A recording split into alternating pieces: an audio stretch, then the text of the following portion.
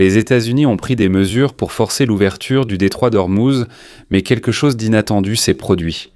Ils ont ouvert le passage, mais ils ont isolé l'Iran. Le CENTCOM a déclaré un blocus total de tous les navires entrant et sortant des ports iraniens à partir du 13 avril à 6h10 du matin. Autrefois, le détroit d'Ormuz était le plus grand atout de l'Iran.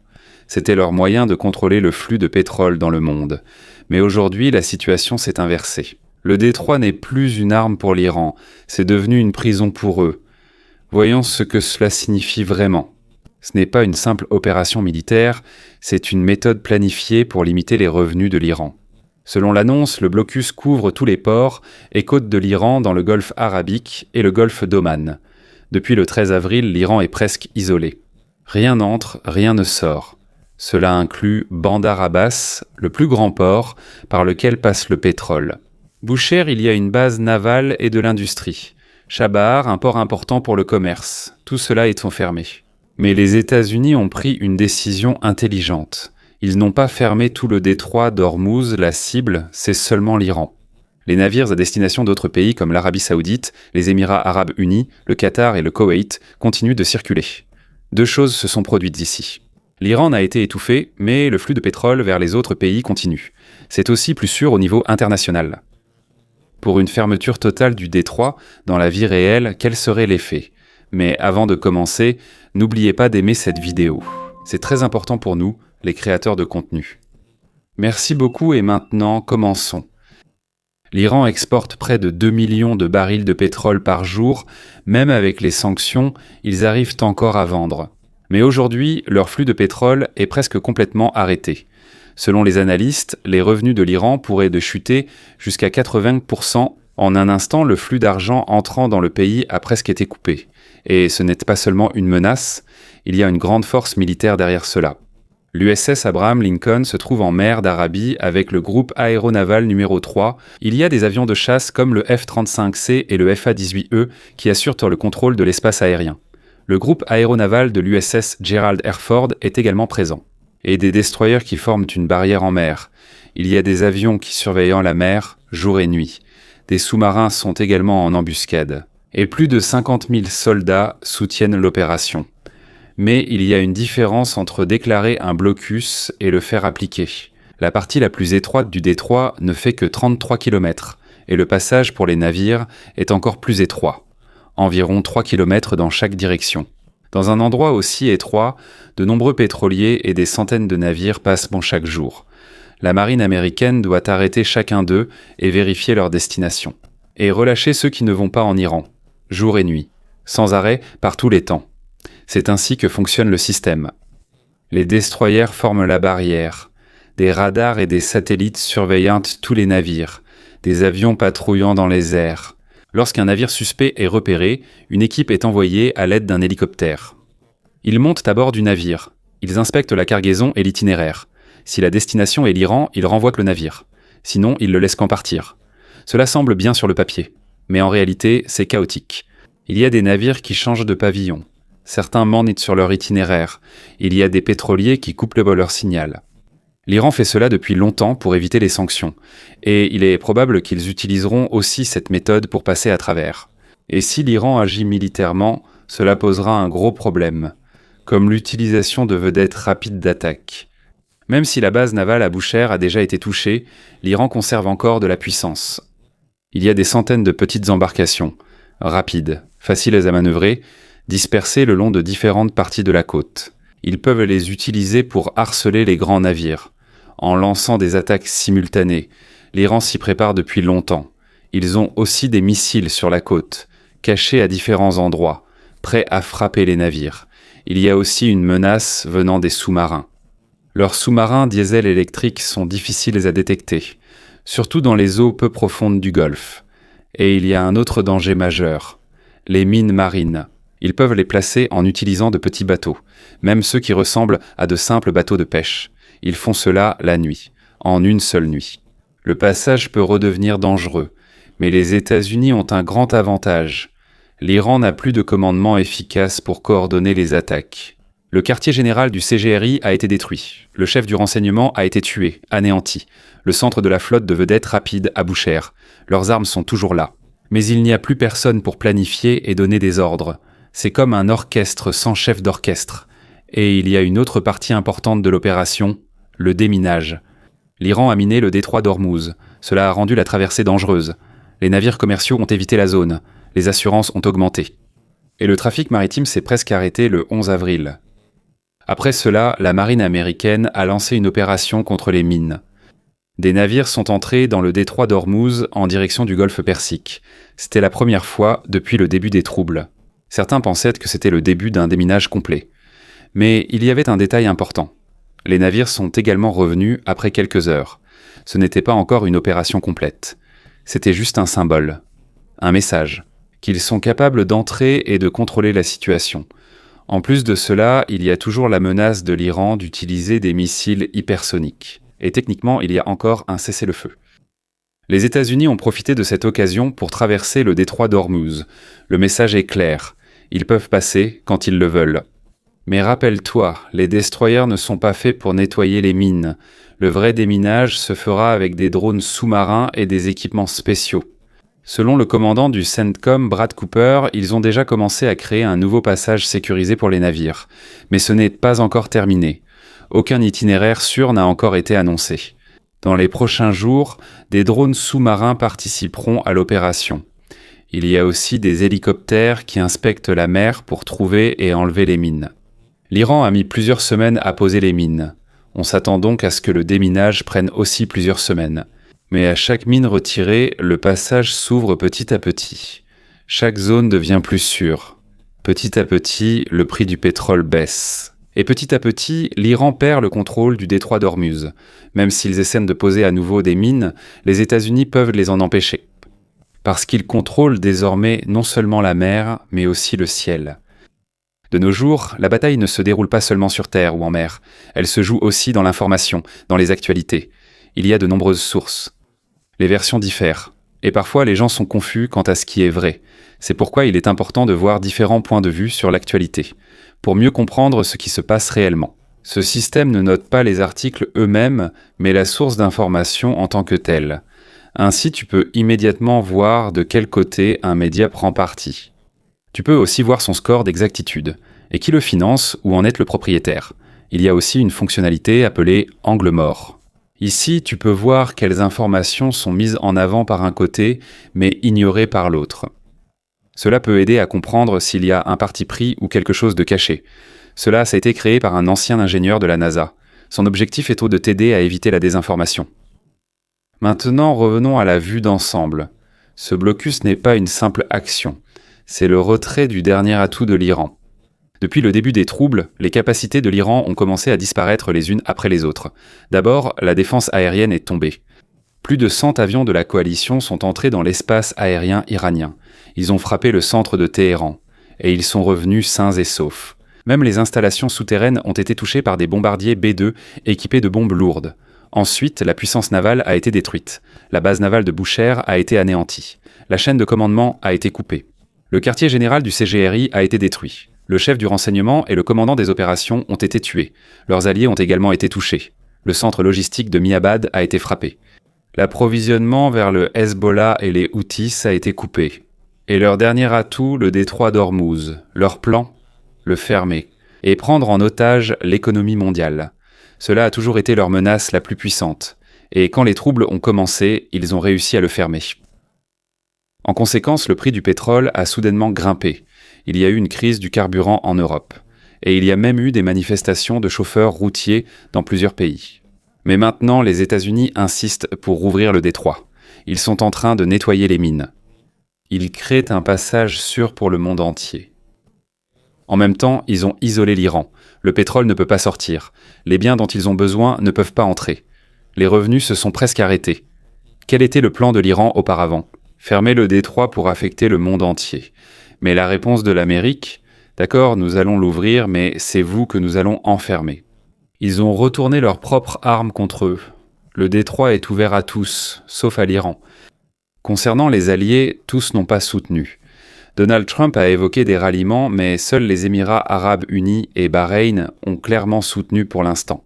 Le Royaume-Uni, l'Allemagne et l'Australie ont refusé. La France non plus ne s'est pas vraiment impliquée. Cela veut dire que les États-Unis sont presque seuls dans l'opération. Donc une grande question se pose. Combien de temps pourront-ils tenir ?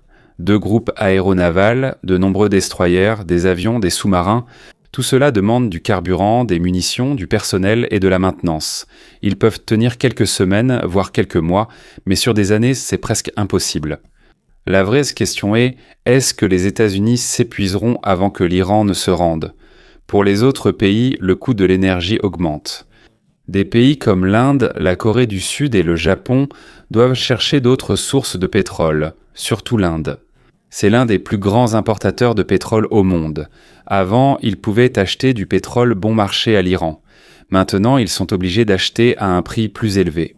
Si cela dure encore, il y a un risque de récession mondiale. Et les plus touchés ne seront pas seulement l'Iran, mais aussi la Chine. La Chine est le plus grand acheteur de pétrole iranien. Même avec les sanctions, ils pouvaient encore en acheter auparavant en utilisant des pétroliers fantômes. Mais maintenant, ce flux est également interrompu, même pour les pétroliers chinois.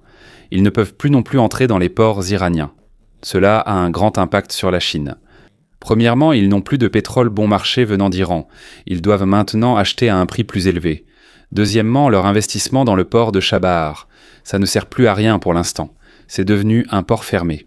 Et surtout, les États-Unis envoient un message clair à la Chine. C'est nous qui contrôlons le flux d'énergie dans le Golfe. Et nous pouvons couper n'importe quel approvisionnement à tout moment. Il est probable que la Chine condamnera cela verbalement. Mais en termes d'action réelle, il est peu probable qu'elle intervienne. Ils ne veulent pas s'affronter avec les États-Unis, surtout qu'il y a déjà des tensions à Taïwan. Sur le marché mondial du pétrole, l'effet est mitigé. Comme le pétrole iranien a disparu, les prix augmentent. Mais comme le détroit est rouvert et que les mines sont nettoyées, un équilibre se crée. Le pétrole continue de circuler depuis d'autres pays, comme l'Arabie Saoudite et les Émirats Arabes Unis. Ils prévoient d'augmenter leur production. Dans les temps à venir, il est possible que les prix se stabilisent. Mais l'Iran n'est plus dans l'équation. Et c'est très important. Pour l'Europe, cela a un grand impact. Lorsque le flux de pétrole redeviendra normal, les prix baisseront. Le chauffeur de camion à Dublin, l'agriculteur à Paris, pourrait ressentir le changement dans quelques semaines. Maintenant, que peut encore faire l'Iran ? En théorie, il reste des options. Mais en réalité, il n'en reste plus beaucoup. Il pourrait poser à nouveau des mines. Mais c'est difficile maintenant parce que les États-Unis contrôlent l'espace aérien et la surveillance est continue. Il pourrait aussi lancer une attaque en mer. Mais la base navale à Boucher est déjà détruite, la flotte de vedettes rapides est affaiblie, et la défense côtière est insuffisante. L'Iran peut encore riposter. Par exemple, il pourrait attaquer les installations énergétiques des pays du Golfe, comme ce qui s'est passé à Jubaï. Mais c'est risqué, parce que cela pousserait encore plus l'Arabie Saoudite et les Émirats Arabes Unis contre l'Iran. Ils seraient encore plus isolés. Ils pourraient aussi utiliser leurs forces par procuration. Mais leur système est déjà affaibli. La chaîne de commandement du CGRI est déjà brisée. Le centre logistique de Miabad a été touché et les lignes d'approvisionnement coupées. Même les discussions de paix avec le Pakistan en souffrent. Elles se sont effondrées. Et après cela, le blocus est arrivé. Le message était clair. Revenez à la table des négociations où la pression augmentera encore. Et la réalité la plus importante. Le blocus étrangle progressivement l'économie de l'Iran. Lorsque les revenus pétroliers atteindront zéro, ils auront du mal à payer les soldats. Il sera difficile de fabriquer des armes. Le soutien à leurs alliés va s'assécher. Le temps ne joue pas en faveur de l'Iran. Chaque semaine, leur position s'affaiblit davantage. Le message de Donald Trump est en clair. Négociez ou vous sombrerez. Pendant de nombreuses années, l'Iran a menacé le monde avec le détroit d'Ormuz. Il disait « c'est notre arme », et c'est vrai, c'est devenu leur arme. Quand ils ont fermé le détroit, le prix du pétrole a soudainement grimpé. Il y a eu une crise du carburant en Europe. L'activité de certains pays s'est arrêtée. Mais le 13 avril 2026, les États-Unis ont retiré cette arme, et ils l'ont retournée, ouvrant le détroit mais isolant l'Iran. On nettoie les mines, mais leur pétrole reste bloqué. Le commerce mondial est libre, mais l'Iran est isolé. C'est un exemple clair d'un pays vaincu par sa propre force. Le détroit d'Ormuz n'est plus une arme de l'Iran aujourd'hui. Et si nous continuons la discussion ici, une chose devient de plus en plus claire à mesure que la situation évolue.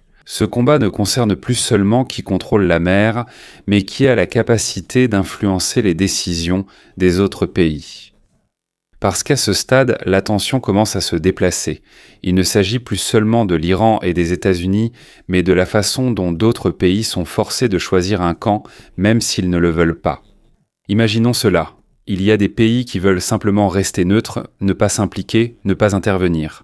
Mais lorsque l'approvisionnement en énergie, les routes commerciales et les prix des biens sont affectés, ils sont forcés de prendre une décision.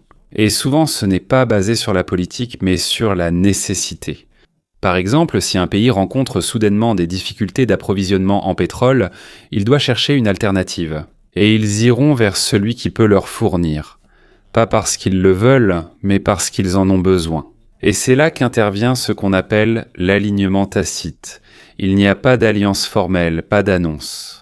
Mais à travers leurs actions, tu peux voir de quel côté ils se rangent. Maintenant, il y a un autre effet encore plus profond, le changement dans le pouvoir de négociation de chaque pays. Avant, l'Iran avait un levier grâce au détroit d'Ormuz. Il pouvait dire « si vous nous touchez, le monde entier sera affecté ». Mais aujourd'hui, ce levier a disparu. Et quand tu perds ton levier dans une négociation, c'est une toute autre histoire. Tu ne négocies plus en tant qu'égal, mais comme une partie qui a des options limitées. Et c'est l'un des plus grands changements dans la dynamique de la situation. Maintenant, voyons l'impact sur la planification à long terme des grandes entreprises. Non seulement les gouvernements s'adaptent, mais aussi les grandes entreprises mondiales. Compagnies pétrolières, géants du transport maritime, entreprises manufacturières. Lorsqu'ils voient qu'en eux qu'une région est instable, ils commencent à envisager un changement à long terme.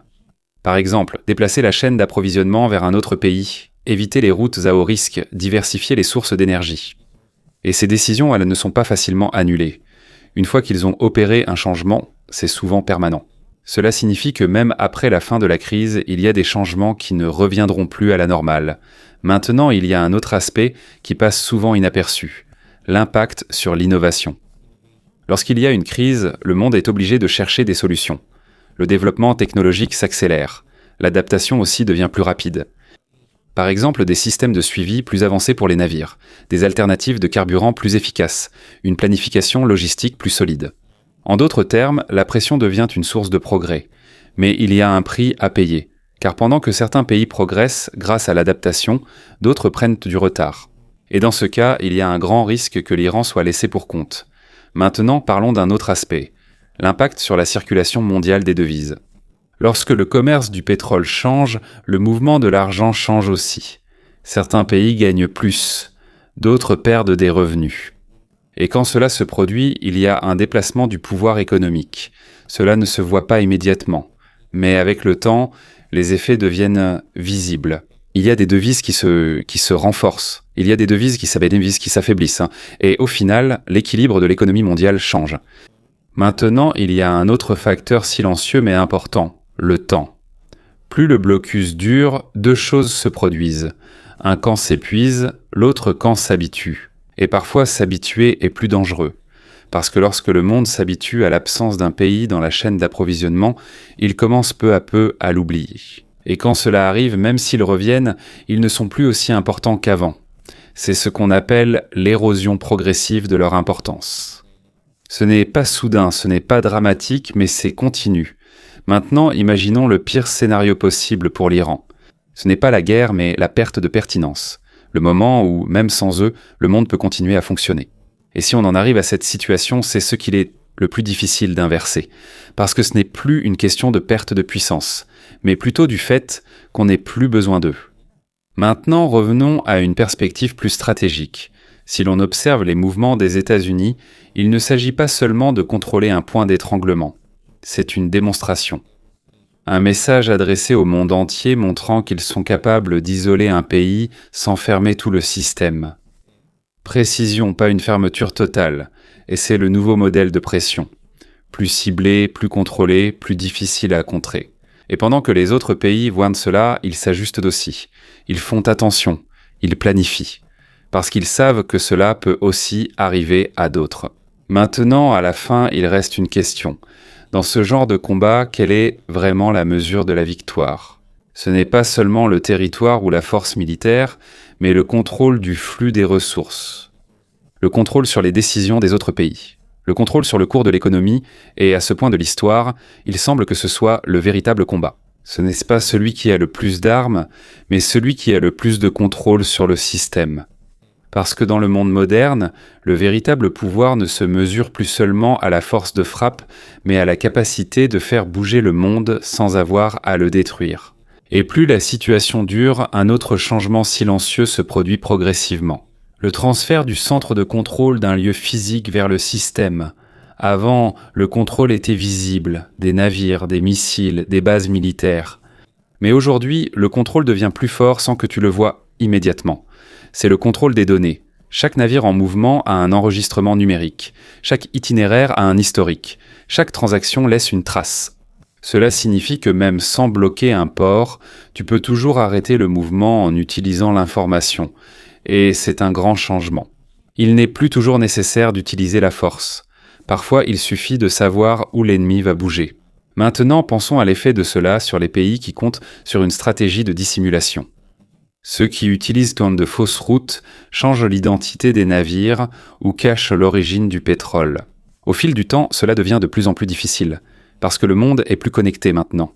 L'information circule plus vite, il est plus difficile de se cacher. Et dans ce genre de situation, les pays qui comptent sur ce genre de tactique perdent progressivement leur avantage. Maintenant, voyons un autre angle, l'effet sur les investisseurs futurs. À chaque crise, il y a deux types d'investisseurs. Ceux qui se retirent et ceux qui attendent une opportunité. Mais dans ce genre de situation, il y a plus de gens qui deviennent prudents. Lorsqu'ils voient qu'un pays peut facilement être isolé, ils deviennent hésitants. Même après la crise, il y a la peur que cela se reproduise. C'est pourquoi les investissements ne reviennent pas immédiatement. Et s'ils reviennent, ils sont plus petits, plus prudents et contrôlés. C'est les dégâts à long terme qui n'est pas immédiatement visible. Ce n'est pas à la une, mais on le ressent dans l'économie. Maintenant, il y a une autre partie importante. Le changement dans l'état d'esprit des dirigeants. Lorsqu'ils voient dans ce qui s'est passé ici, il y a deux réactions. Certains deviendront plus agressifs. Ils penseront qu'ils doivent renforcer leur propre défense, mais d'autres deviendront plus prudents. Ils éviteront certaines situations, ce qui peut mener à ce genre d'isolement. C'est là que des changements de comportement global surviennent. Plus de pays agiront de manière plus calculée. Ils réfléchiront davantage aux conséquences avant d'agir. Maintenant, parlons d'un autre effet moins évident, l'impact sur le temps de prise de décision. Avant, ce genre de mouvement prenait du temps avant que l'effet ne soit visible. Mais aujourd'hui, c'est plus rapide. En quelques jours, on ressent tout de suite l'effet sur le marché, sur les prix, sur l'offre. Cela signifie que la pression s'exerce également plus rapidement.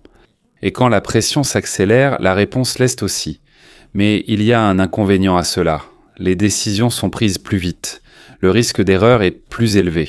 Et dans une situation aussi importante, un seul faux pas peut causer un gros problème. Maintenant, regardons une perspective plus approfondie. Le transfert du pouvoir de la ressource vers le contrôle de l'accès. Avant, celui qui détenait le pétrole avait le pouvoir. Mais aujourd'hui, celui qui contrôle, qui peut l'utiliser, détient le véritable pouvoir. C'est un grand changement. Parce que même si tu as la ressource, si tu ne peux pas la faire sortir, elle ne sert à rien. Et c'est exactement ce qui se passe. Le pétrole de l'Iran n'a pas disparu. Il est toujours là. Mais ils ne peuvent pas l'utiliser, ils ne peuvent pas le vendre. Et dans le monde de l'économie, une ressource qui ne bouge pas, c'est comme si elle n'avait aucune valeur. Maintenant, il y a une autre couche. L'effet sur les alliances futures. Pendant que d'autres pays, voyant ce qui se passe, ils deviennent plus prudents dans le choix de leurs partenaires. Ils ne regardent pas seulement qui est fort, mais aussi qui est stable, qui est fiable sur le long terme, et qui n'est pas facile à isoler. C'est la nouvelle norme. Avoir des ressources ne suffit pas, il faut aussi de la stabilité. Maintenant, si on regarde la situation dans son ensemble, on dirait qu'un schéma commence à se dessiner peu à peu. Ce n'est pas un effondrement soudain, ce n'est pas non plus un grand combat, c'est plutôt un processus, un changement progressif, où un pays perd peu à peu ses options. Ce n'est pas à cause d'une seule frappe, mais à cause de restrictions successives, et au fil du temps, les possibilités qui leur restent deviennent de plus en plus limitées, jusqu'à ce qu'on arrive au point où le seul choix qui reste n'est plus de savoir comment se battre, mais comment s'adapter. Et à la fin de tout cela, il y a une simple prise de conscience. Dans le monde moderne, la lutte ne concerne pas seulement celui qui détient la richesse, mais plutôt celui qui contrôle comment cette richesse circule. Parce que peu importe combien tu possèdes, si tu n'arrives pas à le faire bouger, tu n'as toujours pas gagné. Allô ?